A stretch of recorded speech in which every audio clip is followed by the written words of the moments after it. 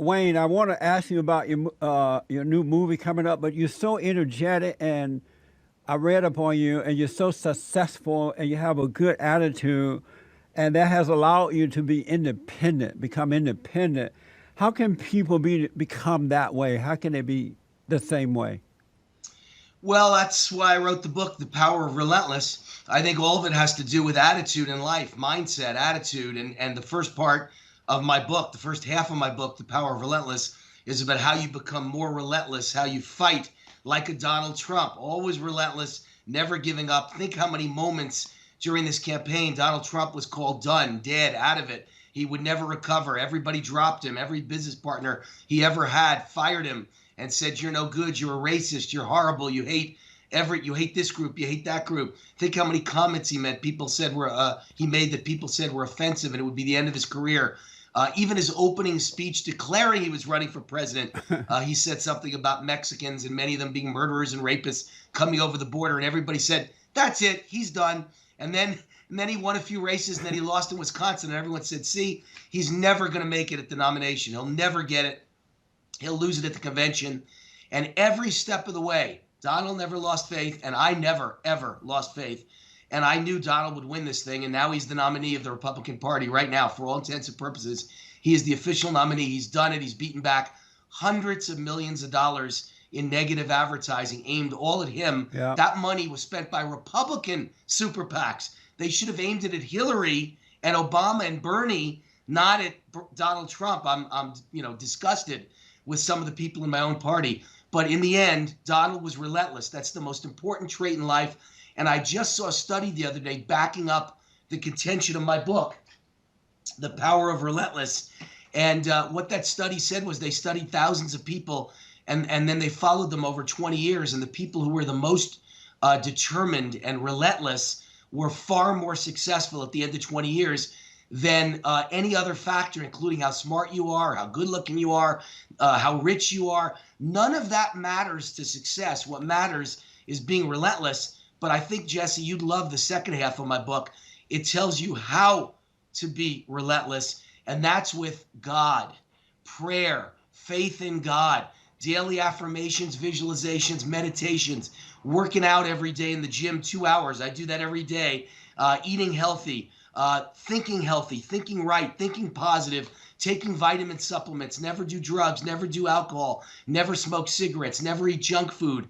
That's my life. I call them my positive addictions. They're positive habits that build a foundation of confidence and faith in God, and good things happen to people that are confident and positive and have a faith in God and a faith in themselves. I'll teach you how to do it in The Power of Relentless. It's as easy as one, two, three. Well, I just said leave James out, my producer. No. So, how can people get your book? Oh, it's available at any fine bookstore, or go to Amazon.com. That's the way almost everybody buys books nowadays, for better or worse. They just click on Amazon, you look up Wayne Root, or you look up The Power of Relentless, or you can go to my website as well, my political website, root4america.com. That'll tell you more about the book. And all of my political opinions are on video at root4america.com. Well, this is my first time meeting you, and you are an inspiring person, and I appreciate that. Thank you, Jesse. You are as well. Tell the folks, thank you. Tell the folks about your reality TV series that's coming up. Well, I think that shows you that the power of relentless works, because lots of people are successful at one thing. Donald Trump is one of the great real estate guys in the history of the world. Bill Gates is one of the great computer guys in the history of the world. Richard Branson's great at airlines. But I've been pretty successful at a whole bunch of stuff. I started out with nothing. I'm a poor kid. I'm a son of a butcher, an SOB. and I became the #1 anchor man at CNBC, and I've written 11 books, including 3 national bestsellers. Or I should say I've written 10 books, and I just landed my book deal for my 11th book yesterday. So congratulate me. My new book deal was signed yesterday. Congratulations. I produce reality TV shows. I'm a businessman, successful at business. I've been a TV pitch man who sells all kinds of products on TV, and I've sold almost $500 million in my career. I was the #1 Vegas odds maker for a long time. So I've been successful in a whole bunch of different careers. That's the power of Relentless. And I'm a reality TV producer, and I've got the #1 show on Travel Channel. Now I've got my new show coming out that I created co-executive produced with my best buddy, Michael Uden, is one of the biggest producers in Hollywood. Michael Uden and I produced and created this show called Las Vegas Law. Las Vegas Law. And it's about crime in Las Vegas and how you solve it and how you put people in jail for life. We follow the district attorney's office and the public defenders and the defense lawyers and the police and the SWAT and the drug interdiction and the court system and the judges from the minute there's a crime, a high-profile murder, as an example, to the minute that the person either gets life in prison or the death penalty or gets found innocent in his day in court. From the, in between those two things, we have full access to every single thing in real life that happens in Vegas. It's not recreations. This is real-life crime as it happens, covered by our cameras on a very unique docudrama called Las Vegas Law. It comes out Thursday, May 12th, a week from today, Thursday, May 12th at 10 p.m. Eastern, 7 p.m. Pacific on Investigation Discovery. Investigation Discovery, otherwise known as ID Channel. Well, I'm definitely going to have to check that out. It sounds very, very interesting. Congratulations on that, by the way. Thank you. I want to know, in the few minutes we have left here, so were you influenced by your parents growing up? How did you develop this nature? Well, I think the story that best encapsulates why I am who I am, why I'm relentless, is my mom's story. It's the opening chapter of my book, The Power of Relentless. I think Christians all over this country would appreciate it because my mom had breast cancer, and my mom and dad died 28 days apart in 1992.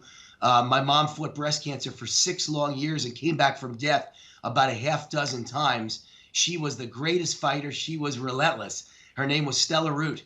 And my dad, David Root, suddenly got a lump, a mark on his chest. They took an x-ray and they said, you have lung cancer. And he died quickly. In just about 6 months, he was dead. Wow. And my mom just didn't want to live anymore. After a 6-year fight of cancer, she beat it so many times. And then she felt alone without my dad. Yeah. And she said, I'm going to will myself to die. I'll be dead in a month, she said to me at my dad's funeral. And I didn't believe it. I thought that was just her talking and being hysterical. And you can't will yourself to die.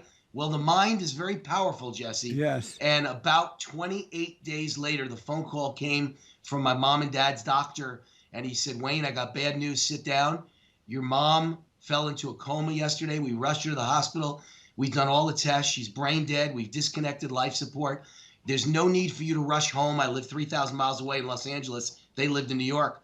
No need to rush home. We don't want any more tragedies in your family. I know your dad just died 28 days ago. And now I'm here to tell you your mom died. I want you to get your affairs in order, get your head straight, come home in a few days or even in a week. Let your sister plan the funeral. Don't do anything stupid and get yourself hurt. And so my sister grabbed the phone when the doctor walked out of the room. He handed her the phone. She waited till he left. And she said, Wayne, rush home. Get on the red eye. Because you and I both know the doctor's wrong. Mom isn't going to die till you get here.